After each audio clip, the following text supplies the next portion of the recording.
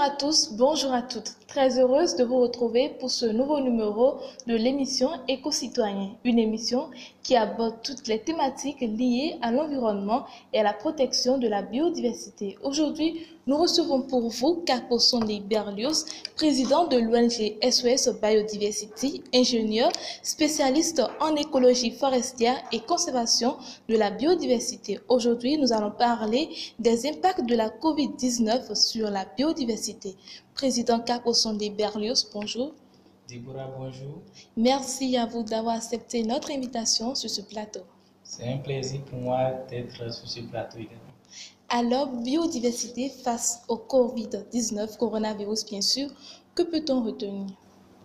Je pense que chaque citoyen béninois a déjà vécu l'expérience de ce virus, du COVID-19. Ces affres qui ne sont plus à démontrer, ces affres qui vont de, de l'économie, de l'impact sur l'économie et à l'impact social. Et pour parler de l'impact social, vous voyez qu'il y a nos habitudes qui ont changé et également il y a nos rapprochements par rapport à nos parents, tout ça a changé. La distanciation sociale? La distanciation sociale, bien sûr. Il y a également, pour parler de l'impact économique, toutes les activités ont été impactées, même dans l'administration, tout est impacté et les revenus ont baissé. Et ceux qui sont dans l'informel sont beaucoup plus impactés également.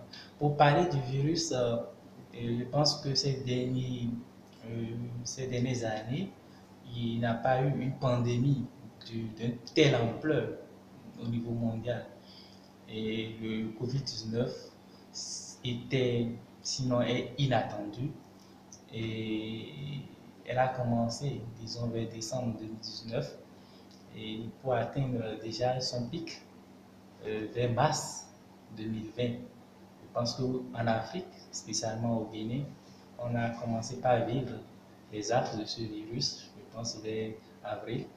Oui. Voilà.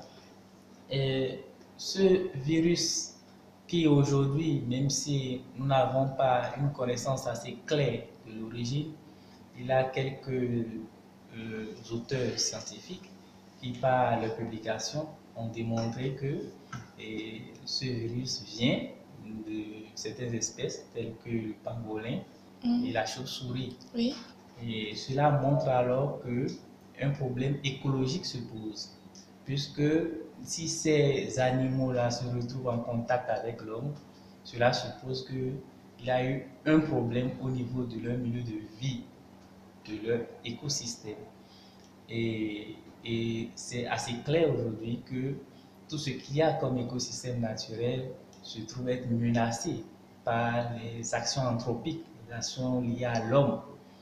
Et donc, ces animaux quittent leur milieu naturel et se retrouvent plus proches des habitations, plus proches de l'homme, ce qui favorise alors le contact entre les deux êtres vivants, l'homme et les animaux, et également une transmission de ces virus, de ces micro-organismes entre ces animaux et l'homme.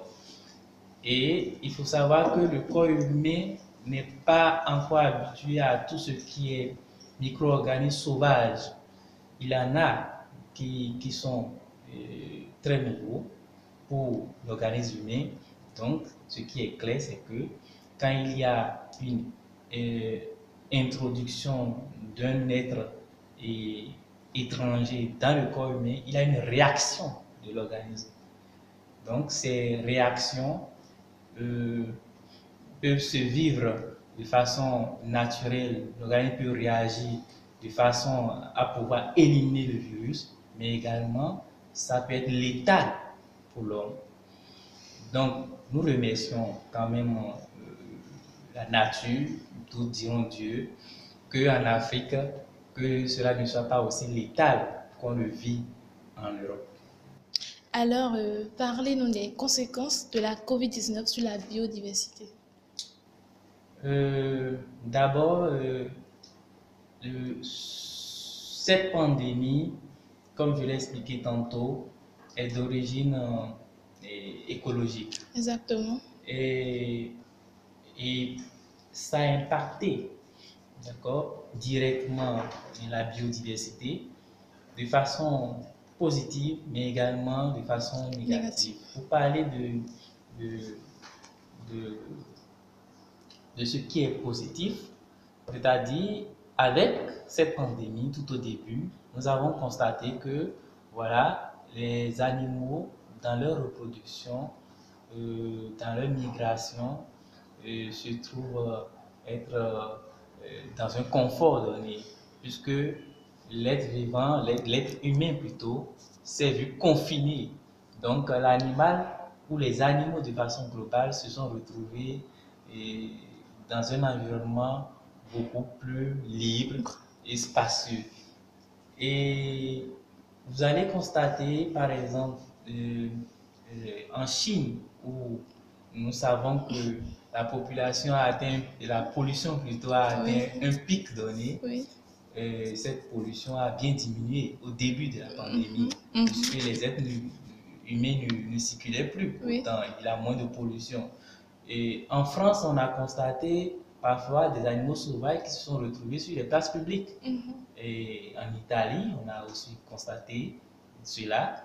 Et pour parler même de certains écosystèmes qui se trouvent être fortement menacés par l'homme, on a constaté qu'il y a une reprise progressive de la vie sauvage. Donc, de façon globale, c'est positif. Et c'est positif, ça veut dire que l'être humain peut faire alors beaucoup d'efforts et en réduisant sa capacité à nuire à l'écosystème et donc permettre à ce qui est sauvage, ce qui est naturel, de pouvoir vivre, se reproduire convenablement. Donc limiter alors la perte de la biodiversité, la dégradation de l'environnement. Pour parler de ce qui est négatif,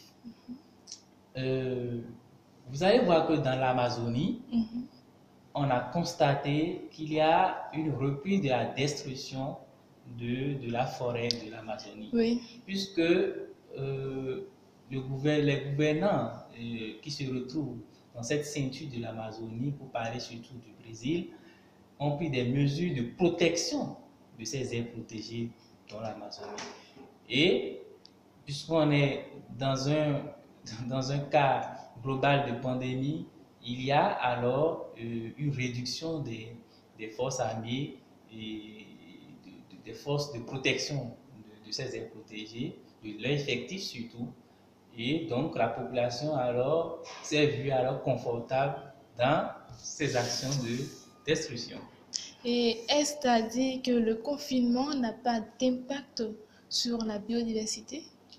Je l'ai dit tantôt, le confinement a eu un impact beaucoup plus positif. Donc il n'y a pas eu d'impact négatif. Bien sûr qu'il a d'impact négatif. L'impact négatif, c'est que, voilà, il a moins de sécurité, d'accord, autour des aires protégées. La population en profite pour ce moment-là.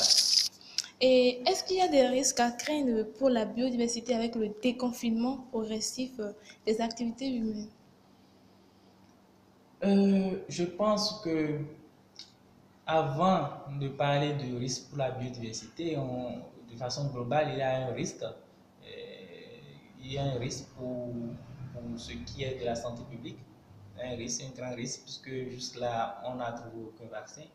Et c'est un problème. On ne sait pas comment s'en sortir.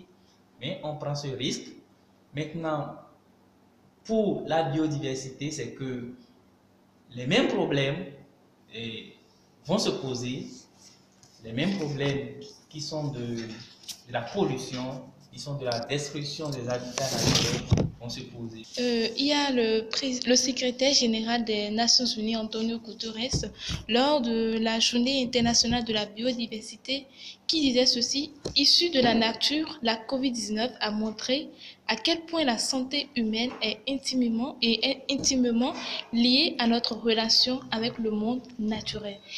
Quel est votre point de vue par rapport à ce propos du secrétaire général? Je pense que c'est tout à fait normal ce qu'il est en train de dire et il met l'accent sur les interactions qu'il peut y avoir entre l'homme et le reste de la nature. Ce qu'on oublie le plus souvent, c'est que l'homme fait partie de la biodiversité. On se prend certes pour le maître de la biodiversité, mais avant cela, on fait partie de la biodiversité. Cela veut dire que le globe est tout un écosystème où on est interlié, on interagit. Et si quelque part ou sur une partie de la chaîne, il y a problème, ça dit quoi? C'est toute la chaîne qui prend un coup. Donc, si la vie sauvage est menacée, soyez sûr, l'homme aussi est menacé. Si la biodiversité elle est menacée, l'homme elle est menacé. On se compte sur la technologie, mais la technologie a montré ses limites. La preuve, on en est là. Exactement. Quelles sont alors les mesures mises en place durant le confinement qui devraient être selon pour protéger la biodiversité? Oui, c'est que pendant la période de confinement, d'accord, on est un peu plus relâché actuellement, mais on aurait souhaité que durant cette période qui a montré le pic de la pandémie, euh, nos institutions étatiques, nos gouvernants, les institutions chargées de la conservation de la biodiversité, commis les ONG, puissent prendre d'autres mesures euh, par rapport au renforcement de la protection des aires protégées. Mais c'est le contraire qu'on a constaté, qu'il y a eu un relâchement. C'est-à-dire que quand il y a un relâchement, vous savez, la population en profite. La population riveraine de ces aires protégées, ils en profitent. Donc, ce qui a causé une augmentation de la destruction de ces écosystèmes naturels. Et là, on se met alors dans un cycle, puisque le débat, c'est quoi? Bouleversement des écosystèmes, destruction des écosystèmes, qui amène à la pandémie. Et voilà qu'il y a la pandémie, on continue quand même la destruction, c'est-à-dire qu'on se trouve dans un cycle. Et il a une menace plutôt, il a une menace qui se profile à l'horizon. Ce n'est pas que la crise du Covid-19, mais il y a aussi la crise climatique. Et tout est lié, tout est lié. Si on ne trouve pas de solution à une meilleure conservation de la biodiversité, c'est que on va se retrouver dans le gouffre. Et bon, nous allons parler de votre ONG SOS Biodiversity. Est-ce que la COVID-19 a impacté vos activités? Comme toute activité au Bénin et dans le monde, on a également été impacté.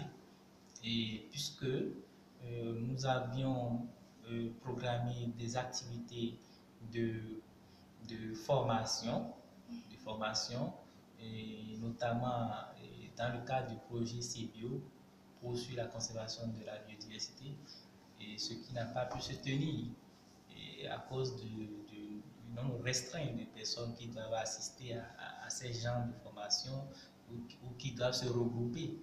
Donc, également, nos activités sur le terrain et en milieu rural se sont trouvées limitées puisque il y a eu des arrêtés qui ont limité les déplacements. Alors, avant de finir, expliquez aux téléspectateurs le rôle que joue la biodiversité, puisque beaucoup ne comprennent pas encore ce rôle que joue la biodiversité. Il faut dire que la biodiversité ou biodiversité biologique est, un ensemble, ou c'est une diversité plutôt d'écosystèmes, une diversité d'espèces, une diversité de gènes, et tout cela interlié et qui, dont l'homme, de façon générale, et l'homme en dépend. Pour être plus explicite, aujourd'hui, je me suis levé, j'ai pris mon petit déjeuner, ça veut dire que j'ai mangé de la biodiversité. À midi, j'ai pris mon déjeuner, composé également de biodiversité, légumes, des feuilles, des fruits, tout ce que je mange, c'est la biodiversité. Mais il n'y a pas que ce que je mange. L'air que je Respire respire, aussi. c'est grâce à la biodiversité. Exactement. Même sur ce plateau, vous voyez que je suis assis sur quelque chose, j'ai posé mon bras sur quelque chose, c'est du bois, c'est un élément de la biodiversité, c'est un produit de la biodiversité. Voilà. On regroupe de façon générale tout ça sur le vocable de service écosystémique. Donc, l'homme dépend de la biodiversité. La survie de l'homme dépend de la biodiversité. La survie de l'homme dépend de la biodiversité. Merci à vous, Kakbosondé Berlioz. Merci, mademoiselle. Un plaisir. Éco-citoyens de ce jour, Stop Effet, merci à vous de nous avoir suivis. Il a été question des impacts de la COVID-19 sur la biodiversité. Nous avons reçu pour vous Kakbosondé Berlioz. Il est président de l'ONG SOS Biodiversity, ingénieur agronome spécialiste en écologie forestière et conservation de la biodiversité. Merci de prendre le rendez-vous pour le prochain numéro. D'ici à là, portez-vous bien.